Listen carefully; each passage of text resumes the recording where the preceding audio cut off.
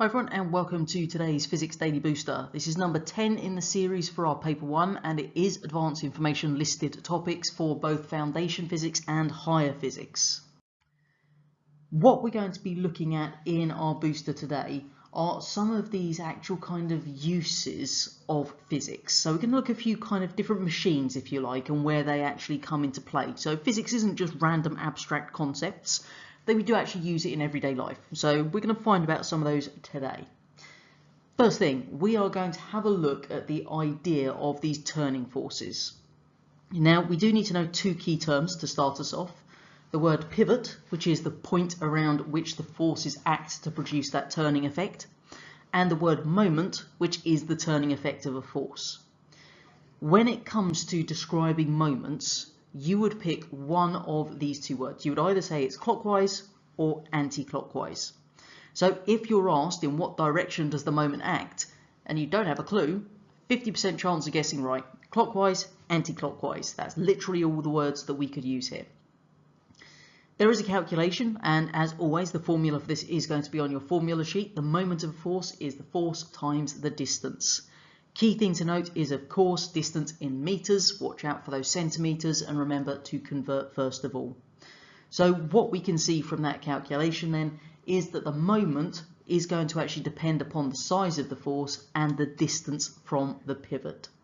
So we could be asked to do some calculations here as far as our forces go. So if we, and you'll have to excuse my amazing drawing skills. So, oh dear. That little point on the sort of triangle I just drew is our pivot point. And if we're talking about this distance to the end being 3 meters, so if that is our 3 meters, and we've got a 2 Newton force on the far end here, so all we do is 3 times 2 gives us 6 Newton meter moment of a force. And that one is going to obviously be pulling it down on this side, which means it's going in a clockwise direction. So if you were to have, and they sometimes do this one, two little sets, so if we had two different little blocks with our forces here, then obviously you have to do the distance to the first one and then the distance from the pivot to the second one, and then add those two together to get the total of our moment on that left hand side of our seesaw. Okay, so just bear that in mind, that they could add that little bit of complexity, but other than that, should be quite straightforward. In terms of the principle of moments then, the force times distance on one side of the pivot must equal the force times distance on the other side of the pivot. So what we have there is just one of those basic principles that puts those two things for us together. Our next little bit that we're going to look at is the idea of a lever. Now, a lever is basically a simple machine.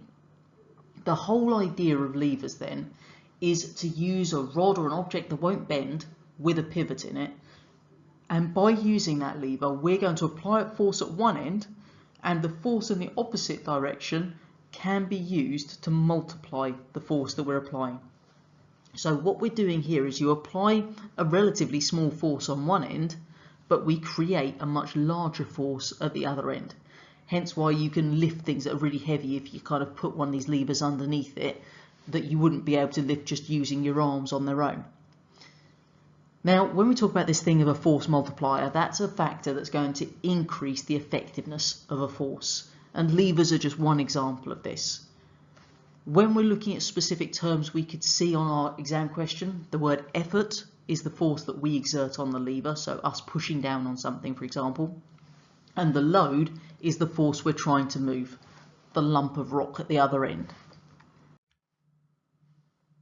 Now, what we're going to be looking at is when we consider how the load and the effort kind of interact with each other, that ratio of load to effort is what we refer to as the mechanical advantage. And you can work it out quite simply as just load divided by effort.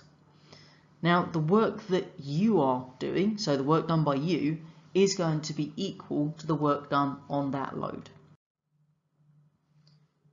Next little bit that we come on to is the idea of gears, because it's not just a case of pulling on one end of a lever and something pops up at the other. Gears are obviously turning. Now, we can use these in order to change the forces that we are actually exerting on the other end. Now, the ratio of the diameters of our individual cogs is going to tell us the ratio of the effort and the load. So if we look at the little diagram on the left here, we've got two cogs, cog A, cog B, and our cog B is actually twice the diameter of cog A. So when we're turning cog A, what we find is we are going to multiply the force by 2 because it's twice the diameter, but that larger cog is only going to move half the distance. So for each full turn of cog A, we only do half a turn in cog B. So we've got these kind of numerical links, if you like, to what we're seeing in the cogs. So because cog B is twice the diameter of A, the force is multiplied by 2 because it's twice the diameter, but it only moves half the distance. Now, it's also worth remembering here that our gears can be used to change the direction of the rotating force. Because if we have a look at our diagram again, cog A is spinning in that anti-clockwise direction, whereas cog B is turning in a clockwise direction. So just try to visualize this if you get a question on the gears in the exam. If that turns that way, what's going to be the effect on the other one? We do have a little calculation on pressure that we should know here. So pressure measured in pascals, PA, and we work it out by doing the force normal to the surface divided by the area of that surface. Do note that the area is in meters squared. Now, what we actually find then is that the greater the pressure, the greater the force, and increasing the area of the surface will increase our force as well. When it comes to actually creating a machine that uses this idea of pressure, what we use is something we refer to as a hydraulic machine. So in that hydraulic machine, what we're using is a liquid to transmit a force from one place to another. So you can see the example on the right there of one of these hydraulic lifts for a car. So what happens is we apply a relatively small force on one side. In this tube, the yellowy coloured stuff is a liquid, and we then exert a much larger force on the other side, the car in this case. So what that actually allows us to do is to increase the amount of force that we are generating on the other end. And the reason for that is that we're going from a small area on the left here where we're exerting our force, so this is only a very small area, to a much larger area on the right.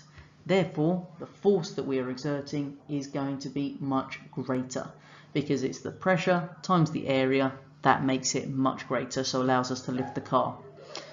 Do remember that obviously we see a few different examples of this: hydraulic brakes in stopping cars, hydraulic presses crushing old cars, hydraulic lifts allow us to lift heavy objects. So a range of different applications there. Don't forget that if there are any of the topics that we have gone through today that you're not 100% certain on, then you can use the videos on the main channel, your revision guide, your classwork notes, just to go back over them and make sure that you are confident in these, because they are advanced information topic listed. Now, obviously we're not doing quizzes at this point because not many of you are doing those, but don't forget to join us again tomorrow for our next Physics Daily Booster.